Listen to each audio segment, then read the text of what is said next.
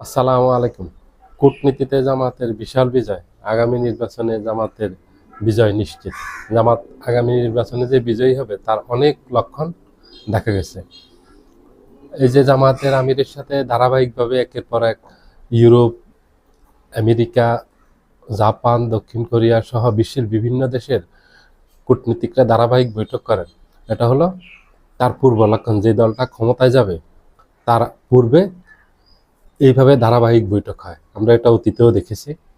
যেমন অতীতে 1991 সালে, 96 সালে, 2001 সালে, 2008 সালে যখন নির্বাচন হয়েছে, তখন ওই নির্বাচনের আগে যে দলটা ক্ষমতায় যাবে সেই দলটার সাথে কূটনীতিকরা ধারাবাহিক বৈঠক করছে। ধারাবাহিক বৈঠকের অর্থ হলো এটা তাদের দেশের স্বার্থ সংশ্লিষ্ট বিষয় নিয়ে আলাপ আলোচনা হয়, যে ভবিষ্যতে যদি তারা ক্ষমতায় আসে তাহলে তাদের দেশের স্বার্থ কিভাবে রক্ষিত হবে সেগুলি নিয়ে আলোচনা করে দুই দেশ। এই যে জামাতের আমিরের সাথে ধারাবাহিক বৈঠক চলতেছে, এটা 24 আগস্টের পর থেকে এখন পর্যন্ত 35 থেকে 40টা দেশের রাষ্ট্রদূতদের সাথে ধারাবাহিকভাবে কূটনৈতিক বৈঠক হয়েছে।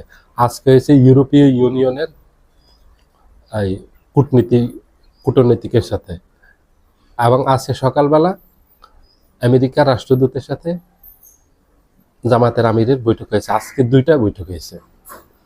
গতকালকে হয়েছে ইংল্যান্ডের রাষ্ট্রদূত সারা কুকের সাথে, তার আগে হয়েছে চীনের রাষ্ট্রদূতের সাথে, আমেরিকার রাষ্ট্রদূতের সাথে একাধিকবার হয়েছে। তার আগে ভারতের হয়েছে, পাকিস্তানের হয়েছে, দক্ষিণ কোরিয়ার, জাপানের হয়েছে, সৌদি আরবের হয়েছে, কাতার, কুয়েতের হয়েছে। এবং তার আগে জামায়াতের আমির একাধিক দেশে সফরে গেছেন। এগুলি উনি কোনো ঘুরতে যাননি অথবা দলীয় কোনো প্রোগ্রামে অংশগ্রহণ করতে উনি যাননি। উনি 24 আগস্টের পর 4 থেকে 5 বার ইংল্যান্ডে গেছেন, এবং সম্ভবত আমি যদি ভুল বলে না থাকি তাহলে 3 বার গেছেন আমেরিকাতে। এগুলি গেছেন আমেরিকা সরকারের সাথে ওনাদের আলোচনার জন্য। যেহেতু জামাত একটা রাজনৈতিক দল, এই দলের এই ধর্মীয় রাজনীতি করে, তারা যদি ক্ষমতায় যায় তাহলে কি ধরনের রাজনীতি তারা করবে ভবিষ্যতে? তারা কি তালেবান স্টাইলে দেশ পরিচালনা করবে, নাকি উদারপন্থী হবে তুরস্কের মতো, যেখানে নারীদেরকে শিক্ষা গ্রহণ করতে দেওয়া হবে, নারীদেরকে চাকরি করতে দেওয়া হবে, নারীদেরকে হিজাব পড়তে বাধ্য করা হবে না। এক কথা হলো নারীরা ঘরের বাইরে যেতে পারবে, এবং তালেবান স্টাইলে শাসন কায়েম করবে না। সেই স্টাইলে নাকি তালেবান স্টাইলে?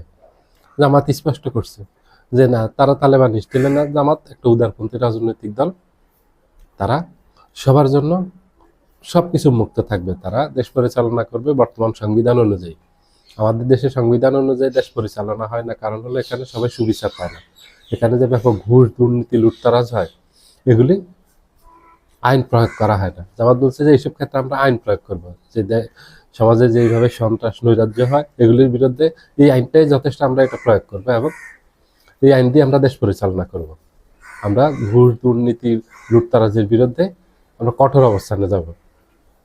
আমরা নারী শিক্ষার ব্যাপারে উদার, নারীরা শিক্ষা গ্রহণ করতে পারবে, নারীরা ঘরের বাইরে যেতে পারবে না, নারীরা হিজাব পড়তে বাধ্য করব না, নারীরা নাটক, সিনেমা যেটা করতে চায় সে সেটা করতে পারবে, ঘরে বাইরে যেতে পারবে। এক কথা হলো নারীদেরকে বন্দি করে রাখা হবে না কোনোভাবে।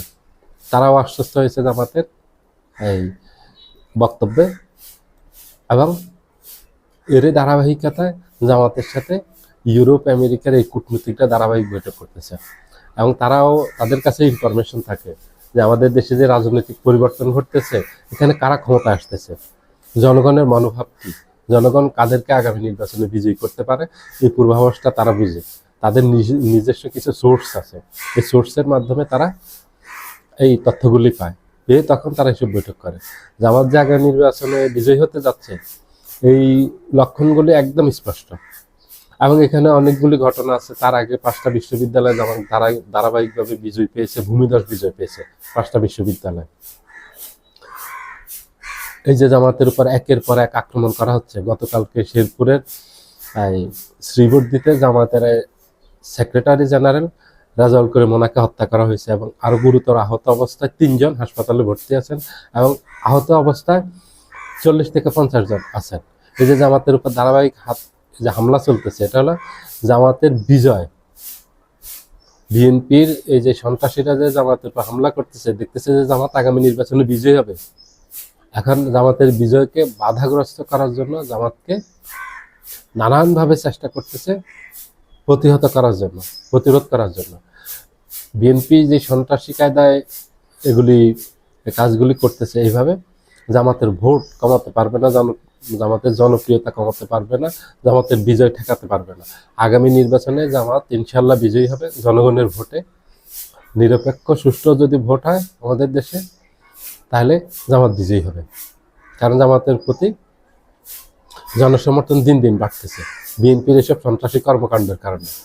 গতকালকে শেরপুরে হত্যাটা আর শুধু না, তার আগে ঢাকার একজন নারীর উপর আক্রমণ করছে বিএনপির প্রার্থীর একেবারে আপন চাচাতো ভাই। ওনার মাথায় আঘাত করছে, ওনার মাথা পেটে গেছে, এখানে ওনাকে গুরুতর আহত অবস্থায় ওনাকে হাসপাতালে ভর্তি করছে। টাঙ্গাইলের কালিহাতীতে একজন নারীর, উনি প্রেগন্যান্ট, ওনার পেটে লাথি মারছে, যেটা নিয়ে ব্যাপক প্রতিবাদ হয়েছে দেশব্যাপী, এবং যেটার বিচার চেয়েছে সবাই, সকল রাজনৈতিক দল বিএনপি ব্যতীত। তো বিএনপি এখান থেকে পার পাবে না, বিএনপি এই অবস্থা থেকে আর ঘুরে দাঁড়াতে পারবে না। বিএনপির রাজনীতি এখানেই শেষ। বিএনপিকে মানুষ পছন্দ করে না। এই বিএনপিকে, এই সন্ত্রাসী সংগঠনটাকে মানুষ এবার ভোট দিবে না, বিজয়ী করবে না। মানুষ সন্ত্রাসের পক্ষে কখনোই ছিল না এবং ভবিষ্যতে থাকবে না। এই সন্ত্রাস বিএনপির জায়গায় যদি জামাত করতো অথবা এনসিপি করতো, তাদেরকেও জনগণ প্রত্যাখ্যান করতো। এই সন্ত্রাসের কারণে আওয়ামী লীগ পরাজিত হয়েছে, দেশ থেকে পালিয়ে যেতে বাধ্য হয়েছে। এই সন্ত্রাসের কারণে বিএনপিকেও এই পরাজিত করবে জনগণ, এবং তারাও রাজনীতি থেকে পালিয়ে যেতে বাধ্য হবে। সন্ত্রাস সাধারণ জনগণ পছন্দ করে না, সাধারণ জনগণ শান্তি পছন্দ করে। সবাই ভালো থাকবেন, আল্লাহ হাফেজ।